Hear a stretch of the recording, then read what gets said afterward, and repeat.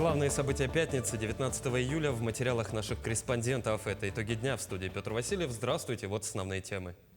В Алданском районе продолжаются поиски вертолета «Робинсон». Аварийный маяк на борту воздушного судна сработал в 80 километрах от села Чегда. Косолапое нашествие. Медведи все чаще выходят к населенным пунктам республики. Как отмечают эксперты, причин сразу несколько. Расскажем подробности. Свой сезон охоты продолжают и клещи. Настоящий разгул членистоногих в Нерюнгринском районе. Там 54 случая нападения. Выбор профессии с заделом на будущее во всех смыслах этого слова. В разгаре приемная кампания в колледж Дудкина. Узнаем, какие направления наиболее популярны. 100 тысяч за 100 баллов. В Якутии наградили выпускников 100-бальников и призеров Всероссийской олимпиады школьников.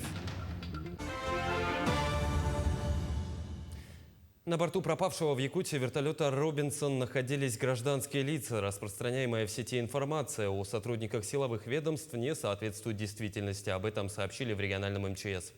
В ведомстве также уточнили, что аварийный маяк на борту воздушного судна сработал ночью в 80 километрах от села Чегда Алданского района. Для проведения поисковых мероприятий из аэропорта Магана в готовности к убытию находятся спасатели. Расстояние до места сработки аварийного маяка составляет 440 километров. Напомню, в ночь на 19 июля в Якутии пропал вертолет «Робинсон», на борту которого находились 1 пилот и 3 пассажира. В селе Сенькюэль Среднеколымского района Якутии пропал мужчина 40-го года рождения. Об этом сообщили в пресс-службе службы спасения региона. Мужчина вышел на рыбалку 8 июля в местность под названием Кисуук и пропал. Его начали искать 16 июля. На поиски вышли 16 человек. Сегодня, 19 числа, на помощь в поисках из Якутска вылетел спасатель. В республике нашли тело мужчины 76-го года рождения, который пропал в селе Арылах Верхоянского района. 9 июля мужчина выехал на вездеходе «Каракат» на участок Маны и не вернулся. Его искали 3 спасателя, 1 сотрудник Министерства внутренних дел и также 5 родственников. Вчера, 18 июля, тело мужчины нашли в местности Ампардах.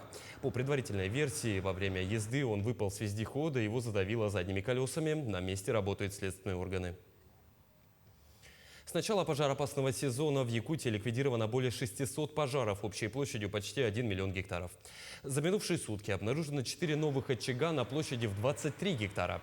В Якутске, а также в Алданском, Вилюйском, Кобяйском, Мирнинском, Момском, Нерюнгринском, Алекминском и Тампонском районах ликвидировано 20 пожаров. Режим чрезвычайной ситуации продолжает действовать в 6 районах. Это Вилюйский, Верхоянский, Верхневилюйский, Ленский, Усьмайский и Алекминский.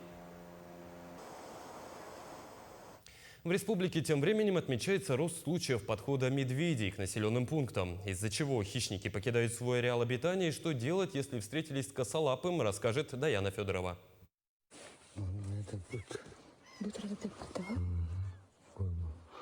Кадры из Амгинского района. Медведь проник в дом фермеров. Люди едва не стали жертвой хищника, подойдя к своему жилищу.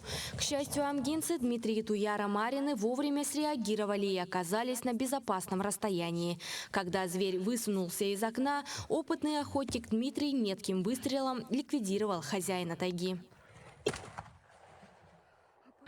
Потом подошел мой отец и застрелил еще 2 раза. И на этом все. По ощущениям, по шкале, страх, как бы сказать. Если 10, то 8 по шкале страха. Незваным косолапым гостем оказался 9-летний медведь. Однако, как утверждают специалисты, чаще всего в населенные пункты забредают молодые особи. Причин появления хищников много. В основном люди устраивают свалки у дорог и на окраинах леса. Кто-то и вовсе подкармливает косолапых. Также свои ареалы обитания вынуждают покидать и действующие лесные пожары. За последние годы заметно увеличилась популяция бурых медведей. По данным за прошлый год на территории Якутии насчитывается порядка 20 тысяч. Когда медведь заходит в населенные пункты, конечно же, человеческая жизнь важна. Поэтому его обычно, как правило, обстреливают. Животное отправляется на исследование в Институт биологии. И мы как раз, наша организация, мы как раз проводим исследования, что с ним было, болел ли он, какие причины, возможно, физиологические в нем были, что он зашел населенный пункт. По закону ликвидировать медведя без разрешительных документов запрещено, но в случае семьи Мариных все необходимые лицензии были на руках у опытного охотника. С начала года вынесено 180 решений о регулировании численности бурых медведей на 235 особей. За первое полугодие текущего года ликвидировали 89 хищников. По факту случившегося в Амгинском районе села Абага добычи медведя, по нему уже предварительно было вынесено решение о регулировании численности с представлением угрозы жизни и здоровью. И установленные сроки, указанные разрешением, медведь был отрегулирован. Для того, чтобы избежать опасных ситуаций при встрече с медведем, необходимо сохранять спокойствие и оценить ситуацию. Если медведь двигается по направлению к вам, внимательно следите за тем, не меняется ли его поведение. Постарайтесь не выглядеть угрожающе, дайте понять, что вы человек. Ни в коем случае не кричите и ничего не бросайте в медведя. А самое главное, не стоит бежать. Вы не сможете убежать от хищного зверя. Оказаться лицом к лицу с обороняющимся медведем может быть страшным испытанием. Нападения бывают двух типов – оборонительное либо хищническое. Ваша первая реакция в обоих случаях должна быть одинакова – ни шагу назад. Например, можно притвориться мертвым. Если же медведь нападает, постарайтесь оказать сопротивление. Повысьте свой голос, топните ногой, встаньте на камень, постарайтесь казаться больше, чем вы есть на самом деле. Даже если зверь выглядит совершенно спокойным, лучше все-таки избежать такого общения. В отличие от многих хищников, у медведей готовность нападать не очевидна. Будьте бдительны, соблюдайте осторожность. Даяна Федорова, Нюргун Старостин, Якутск. Относительно благоприятной называют обстановку по клещевому энцефалиту в Нерюнгринском районе. Это стало возможным в том числе благодаря вакцинации населения. На текущий момент в районе вакцинировались почти 4400 человек. Кроме того, на территории района проводились акарицидные обработки во всех местах массового скопления людей, что также позволило снизить количество клещей. Всего с начала сезона зафиксировано 54 случая нападения клеща на человека, что практически на 30% показателей прошлого года ниже. 14 случаев завозные, 40 укусов местные. Основные места нападения – лесопарковые зоны и окраины поселений. Проект социального воздействия в сфере социального обслуживания успешно завершен в Якутии. Выработанные в рамках проекта практики будут масштабироваться. Проект сам предусматривает создание системы сопровождаемого проживания людей с ментальной инвалидностью и развитие альтернативных форм их жизнеустройства. В проекте приняли участие 36 человек, из которых 12 проживали в психоневрологических интернатах, а 24 в семьях, но находились под риском попадания в ПНИ. В рамках проекта было создано отделение постоянного сопровождаемого проживания, где участники проекта учились жить самостоятельно, а также трудовые мастерские, где они прошли трудовую реабилитацию и освоили рабочие специальности. Глава Якутии в рамках рабочей поездки посетил Жатай. В программу входило несколько объектов, многие из которых связаны с работой Жатайской судоверфи. Чем завершилась поездка и как Айсан Николаев оценил ход текущих работ, расскажет моя коллега Надежда Саханская. Для того, чтобы в городе или в населенном пункте человеку было комфортно находиться, необходимо его обеспечить жильем и работой. Далее идет следующая потребность – потребность в благоустройстве. И, к счастью, в Жатае такие вопросы не откладываются в долгий ящик. Так, например, полным ходом идет капитальный ремонт по улице Корзинякова. Этот объект реконструируется в рамках выделенной субсидии в размере 120 миллионов рублей. Дорога – один из важнейших элементов инфраструктуры населенного пункта. Именно этот путь обеспечит безопасный проезд к комплексу Жатайской судоверфи. Есть задача завершить работы до конца года. Оборудование все поступило. На объекте задействовано более 120 человек и более 10 единиц техники. Благоустройство города ведется и в рамках программы поддержки местных инициатив. Работы по улице Северной проводились в рамках программы инициативного бюджетирования. Облик города преобразился. Теперь здесь появились тренажерные площадки и парковки для автомобилей. Отмечу, что Жатай принимает участие в программе с момента ее старта в республике. Рабочая встреча, обсудили все важные моменты, в том числе и строительство поликлиники в Жатае. Потому что это тоже один из проблемных вопросов – отсутствие поликлиники именно республиканского значения. Не осталась и без внимания музыкальная школа. Здание, построенное в 1952 году, поначалу занимал детский сад. Спустя несколько лет там разместилась детская школа искусств. Постройка устарела, да и юным любителям искусства тесно находиться в неприспособленном для этого помещении. Мечта детей, педагогов, рояль. Но, конечно, были трудности, чтобы его поднять на второй этаж. Выносили дверные проемы. Вопрос музыкальной школы, по словам главы региона, поставлен на обсуждение и будет решен в ближайшее время. Но мы будем рассматривать, потому что школа искусств Житая, она одна из самых таких, знаете, известных у нас в республике. Уже многие десятилетия работает неплохо. Есть большие, хорошие успехи, хороший коллектив, главное. Много желающих заниматься детишек. Но, к сожалению, сегодня уже то здание, в котором они существуют, оно уже превысило и нормативные сроки эксплуатации, ну и в целом там попросту говоря, очень тесно. Безусловно, подходы, выбранные местными властями, идут по верному пути. Однако необходимо сохранить набранные темпы и продолжить развитие. Именно это поспособствует комфортному проживанию в малонаселенных городах и прилегающих к ним территориях. Надежда Саханская, Иван Сорокаумов, Жатай. Восстановительные работы завершаются на автодороге Хатасы. Подъезд к переправе по дороге откроют для проезда всех видов транспортных средств 20 июля. Ранее сообщалось, что участок дороги с 14 километра по 20 был временно закрыт 15 июля в связи с размывом проезжей части в результате обильных дождей. После боевых действий в ходе СВО в городе Докучаевске Донецкой Народной Республики много жилых домов и социальных объектов получили повреждения. Наша республика помогает в их восстановлении. О ходе работ подробнее расскажут наши коллеги. В подшефной Якутии Докучаевской городской больницы ремонта не было давно. Лишь так называемые косметические, и то в далеких 90-х. Сейчас здесь совсем другая картина. Уже подходит к концу установка рентген-кабинета. Модернизация и обновление оборудования играют важную роль в повышении качества медицинского обслуживания и обеспечении современных стандартов здравоохранения. Оборудование, оно двух типов. Это оборудование конкретно делает снимок, а это делает оборудование видеоснимок рентгена. Да, можно прямо в прямом эфире тут работать, смотреть. Монтаж оборудования был произведен фирмой-поставщиком оборудования, а все, что остальное, заменил наш генеральный подрядчик. Эти страшные картины без волнения смотреть невозможно. Прилет попал на крышу этого дома. Пострадали мирные жители. И таких домов в Докучаевском немало, которые пострадали после прилетов снарядов ВСУ. Восстановление жилых помещений – одна из главных задач республики в Докучаевске. Здесь ремонт после прилета, который был в начале этого года. Прилет разрушил, по сути, чердачное помещение, крышу чердачного помещения и 3 квартиры этого многоквартирного дома.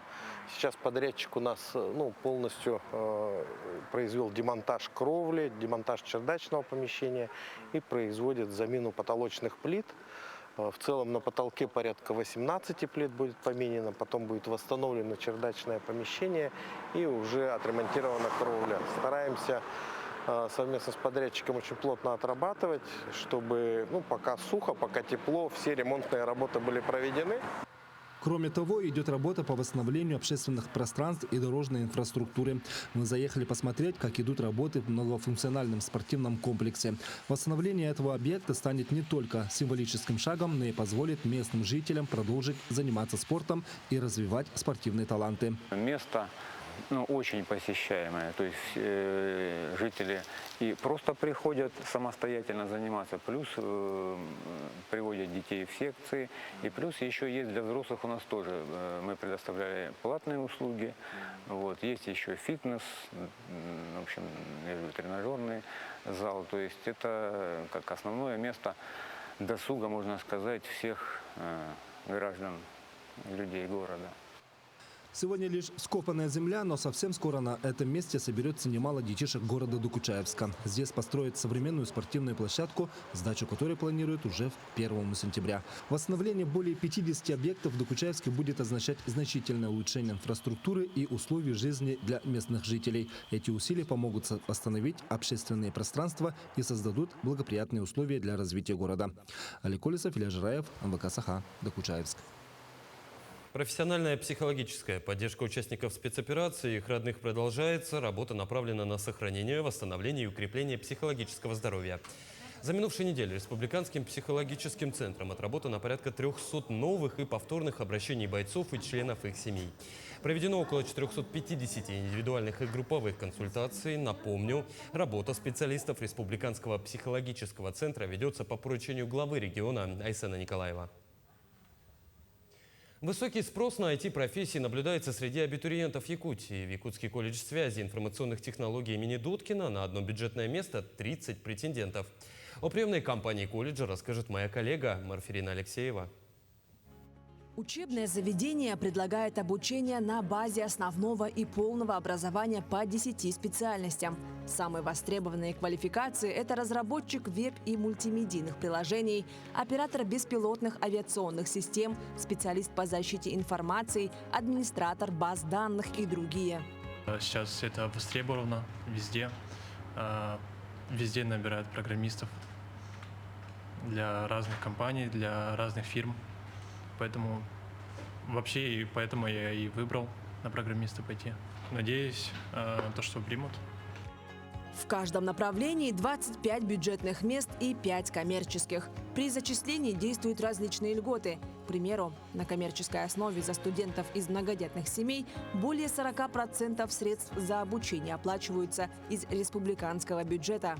У нас есть новшество федерального закона. Именно дети СВО поступают у нас в приоритете, уже считаются поступившими. Отбираем ребят по среднему баллу аттестата. В основном показывают прошлые года 4,17, 4 – это самый маленький балл, который идет именно на IT-технологии. Впервые у нас есть профессионалитет, наладчик компьютерных сетей. Набирают в этом году, и там обучение идет год и 10. Якутия является одним из ведущих регионов России по цифровой трансформации и подготовке IT-кадров. Так, в конце 2023 года в Якутске открыли первый на Дальнем Востоке кампус «Школы-21». Это школа программирования от Сбера, которая дает возможность любым кандидатам от 18 лет бесплатно получить востребованную профессию в сфере IT. 1000 квадратных метров, почти 200 оборудованных рабочих мест.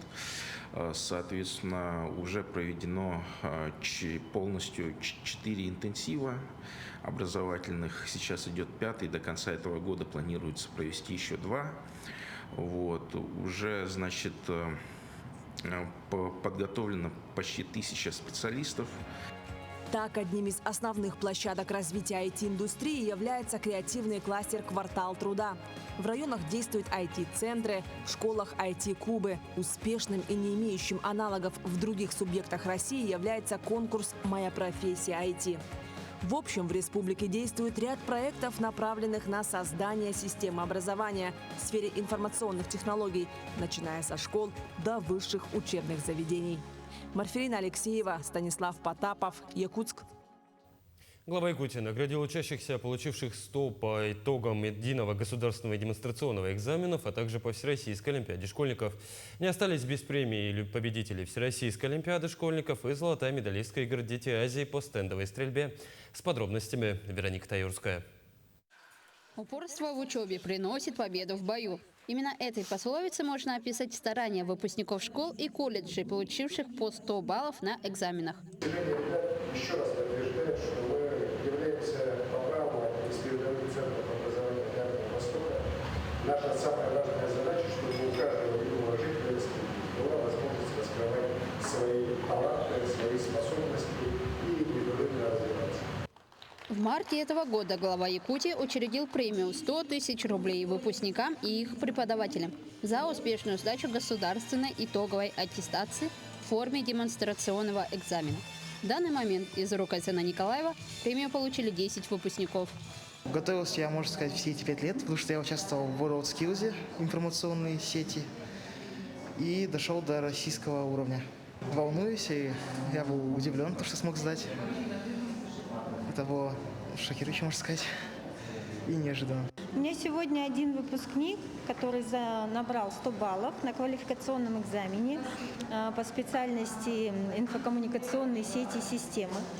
Готовились мы очень долго. Мы ездили с ним в Башкирию на соревнования, то есть это был долгий путь, и вот долгожданные 100 баллов. Всего в этом году 13 выпускников колледжей и техникумов сдали демонстрационные экзамены по 9 направлениям на 100 баллов. Ты до сих пор даже не верится, что у меня это получилось. А какие планы на будущее? Планы? Продвигаться вперед. Сейчас я работаю и работать по специальности, повышать свою квалификацию, работать во благо республики. Эльвира у нас целенаправленно к этому мы шли. В прошлом году Эльвира стала победительницей республиканской олимпиады по нашей специальности. В этом году она стала победителем, заняла первое место в нашем чемпионатном движении «Профессионалы». По традиции наградили и выпускников школ, сдавших единый государственный экзамен на 100 баллов. В 2023-2024 учебном году 26 выпускников успешно сдали экзамены по русскому языку, литературе, базовой и профильной математике, географии, химии, физике. Все они усердно готовились. Репетиторов у меня не было, у меня был мой прекрасный учитель. Подготовка была немного сложная местами. Иногда хотелось просто отдохнуть немного, но все эти старания, все эти усилия, конечно же, оправдались в конце. Мои ученицы – это самые лучшие в нашей школе. Они, значит, и на олимпиадах, и на конференциях. И, естественно, вот как итог это 100 баллов по ЕГЭ, по литературе. Как отметила министр образования Нургуна Соколова, в этом году результаты по сдаче ЕГЭ улучшились. По итогам 23-24 учебного года мы вышли хорошим результатом по уровню высокобальников и в целом средней сдачи единого государственного экзамена. Да? Таким образом улучшили показатели по 7 образовательным дисциплинам. В 2024 году больше всего 100 баллов получили выпускники, сдавшие литературу – 12 человек, также 6 100-бальников по русскому языку, 5 человек успешно сдали математику, из них 3 по профильной математике. Вероника Таирская, Семен Семенов, Якутск. В этом летнем сезоне порядка 5000 бойцов студотрядов работают в разных сферах Якутии. В том числе и в детских лагерях трудятся 250 вожатых педагогических отрядов. Свою работу накануне закончила профильная смена для детей «Я гражданин мира» на базе центра «Сосновый Бор». О работе вожатых в лагере, о том, как прошла смена для детей, расскажет Тимур Колмогоров. Познавательные образовательные программы, оздоровительные процедуры, увлекательные спортивные и интеллектуальные игры, а также выезды в интересные и завораживающие места Якутии. Каждый день детей в лагере был заполнен разными веселыми и интересными активностями, не последнюю роль в которых принимали ответственные и веселые студенты-вожатые. Я учусь на учителя начальных классов. Нравится с детьми работать, поэтому и педотряд выбрала. Я дарю детям детства, мне это нравится. Играть с детьми, работать с ними. Другие отряды тоже очень молодцы, такие хорошие ребята. Но, не знаю, мне мои больше нравятся. Вожатые за смену организовали отдых, полезный досуг, увлекательные активности для детей, тем самым знакомя их друг с другом и сплочая их в единые команды. Но главная цель их работы – это подарить счастливые воспоминания детям. Самая главная цель вожатых – это подарить счастливое детство детям, чтобы лето прошло у них как можно ярче, чтобы у них появились новые друзья, чтобы они ушли отсюда с яркими эмоциями и обязательно вернулись к нам обратно. Данная смена оставила глубокий след и красочные воспоминания их участникам, которые с теплом отозвались о проведенных летних днях. Мне очень, правда, понравилось. Поездка на Ленские столбы, я там никогда не была, мне прям безумно понравилось. Я в Татту еще недавно мы ездили. Я прям очень довольна этой сменой. Они очень хорошие, добрые, прям как мама вторая, допустим, у нас вожатые. Смена прошла очень хорошо, я подружилась с очень хорошими людьми, но больше всего я начала общаться со своим отрядом и со седьмыми. Я очень уважаю своих вожатых, они очень хорошие люди. Они очень добрые, очень позитивные, мне очень понравилось. Я никогда не забуду эту смену. Они очень хорошие, добрые, всегда помогут. Детский лагерь продолжит свою работу, а вместе с ним свою работу продолжат студенческие педагогические отряды. Все для того, чтобы дети не только всесторонне развились, но и также могли замечательно провести это лето в кругу новых друзей. Тимур Калмогоров, Айсен Тарасов, Якутск. Таким увидели этот день наши корреспонденты. Ну а я с вами прощаюсь. До встречи.